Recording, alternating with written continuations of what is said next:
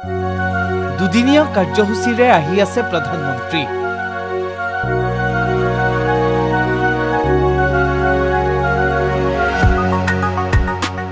সৰুসজাইত সম্পন্ন বাগৰুম্বাৰ অন্তিম আখৰা।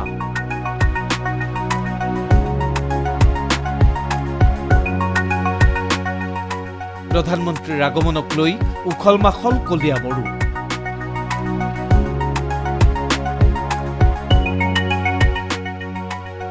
মাজত মাত্ৰ কেইটামান ক্ষণ। শনিবাৰে দুদিনীয়া কাৰ্যসূচীৰে পুনৰ অসমলৈ আহিব প্ৰধানমন্ত্ৰী নৰেন্দ্ৰ মোদী। প্ৰধানমন্ত্ৰীৰ আগমনক লৈ গুৱাহাটীৰ সমানে কলিয়াবৰোতো উৎসৱমুখৰ পৰিৱেশ। অসমলৈ অহাৰ পূৰ্বে শনিবাৰে প্ৰধানমন্ত্ৰীয়ে পশ্চিমবংগৰ পৰা মুকলি কৰিব কলকাতা গুৱাহাটী সংযোগী বন্দে ভাৰত শ্লিপাৰ এক্সপ্ৰেছ।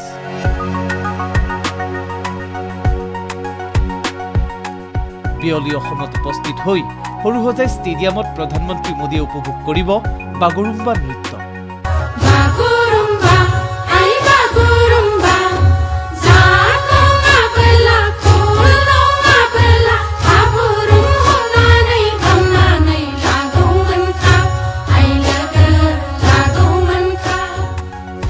প্ৰধানমন্ত্ৰীৰ সন্মুখত 10,000 শিল্পীয়ে পৰিৱেশন কৰিব বাগৰুম্বা দহৌ।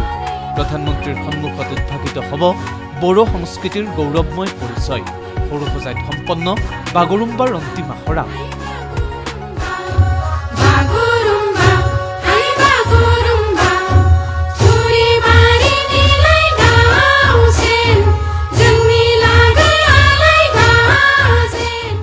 ভালেই লাগিছে, কাৰণ আমি গোটেইকেইজনী বেলেগ বেলেগ জেগাৰ মানুহবোৰক লগ পাইছোঁ, যিহেতু বহুত হেপী হৈ উঠিছে। ভাল লাগিছে, ভাল লাগিছে, বহুত ভাল লাগিছে, ভালেই লাগিছে বহুত।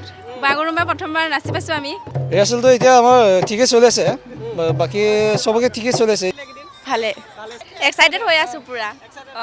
ভালেই, ভাল লাগিছে ইয়াত এনেকৈ পাৰফৰ্ম কৰিব পাইছোঁ। ভাল লাগিছে, বহুত ভাল লাগিছে। মুখেৰে বুজাব নোৱাৰি আৰু কেনেকৈ এটা আনন্দ লাগি আছে মনত। কষ্টৰ ফল পাবলৈ গৈ আছোঁ। বাগৰুম্বা নৃত্য উপভোগ কৰি কইনাধৰা ৰাজ্যিক অতিথিশালাত নিশা কটাব প্ৰধানমন্ত্ৰীয়ে। দেওবাৰে কলিয়াবৰত প্ৰধানমন্ত্ৰীয়ে সম্বোধন কৰিব জনসভা।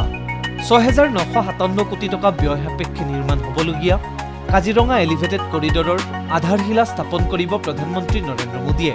কলিয়াবৰৰ পৰাই প্ৰধানমন্ত্ৰীয়ে মুকলি কৰিব ডিব্ৰুগড় লক্ষ্ণৌ আৰু কামাখ্যা ৰোহতক অমৃত ভাৰত ৰেল। প্ৰধানমন্ত্ৰীৰ আগমনৰ বাবে এতিয়া এনেদৰে কলিয়াবৰত চলিছে প্ৰস্তুতি। 18 জানুৱাৰীৰ দিনা কলিয়াবৰৰ মৌচন্দা পথাৰত উপস্থিত হ'বহি ভাৰতৰ প্ৰধানমন্ত্ৰী নৰেন্দ্ৰ মোদী। আৰু নৰেন্দ্ৰ মোদীৰ আগমনক লৈ মৌচন্দা পথাৰৰ প্ৰায় 150 বিঘা ভূমি সভাৰ কাৰণে এতিয়া প্ৰস্তুত কৰা হৈছে। সজাই তোলা হৈছে কলিয়াবৰৰ মৌচন্দা পথাৰ। প্ৰধানমন্ত্ৰীৰ সভাথলীৰ প্ৰস্তুতিৰ বুজ লৈছে ৰাজ্যিক বিজেপিৰ সভাপতি দিলীপ শইকীয়া, মন্ত্ৰী কেশৱ মহন্ত, পীযুষ হাজৰিকাই। প্ৰধানমন্ত্ৰী ডাঙৰীয়াই প্ৰায় 7,000 কোটি টকা ব্যয় সাপেক্ষে কাজিৰঙা এলিভেটেড কৰিডৰৰ তেখেতে শুভাৰম্ভণি কৰিব। আৰু আটাইতকৈ ভাল কথা এটা হ'ব যে প্ৰথমখন বন্দে ভাৰত এক্সপ্ৰেছ, যিখন বন্দে ভাৰত এক্সপ্ৰেছত শ্লিপাৰ কোচ থাকিব, সেইখন অসমৰ পৰা আৰম্ভ হ'ব।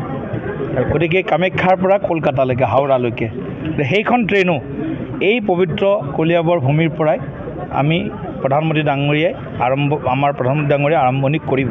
আৰু তাৰ লগতে ডিব্ৰুগড়ৰ পৰা এখন নতুন ৰেল আৰু ভাৰতবৰ্ষৰ বিভিন্ন স্থানত কেইবাখনো ৰেলৰো শুভাৰম্ভণি হ'ব।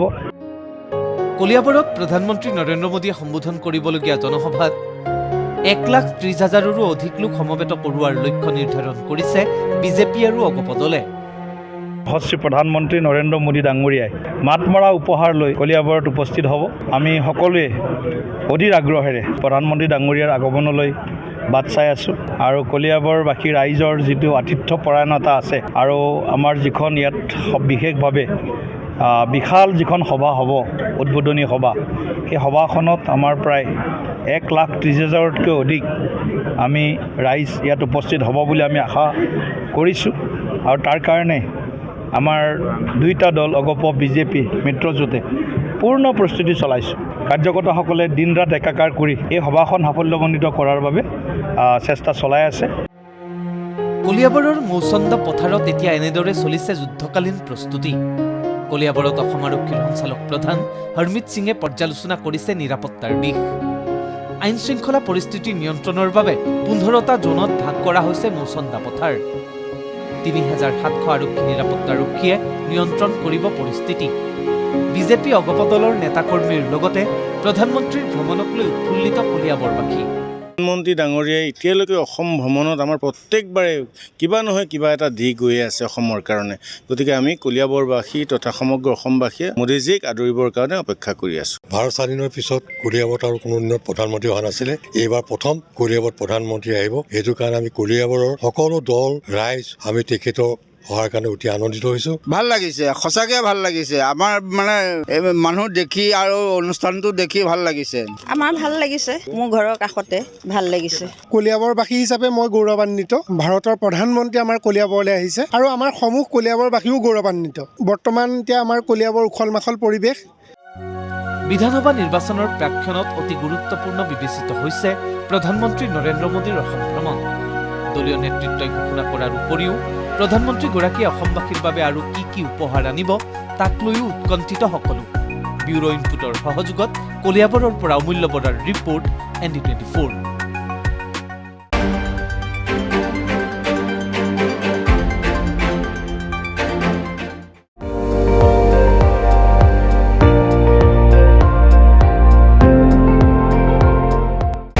আপুনি চাই আছে ND24 সৰ্বশ্ৰেষ্ঠ নহয় সৰ্বোত্তমৰ দৌৰত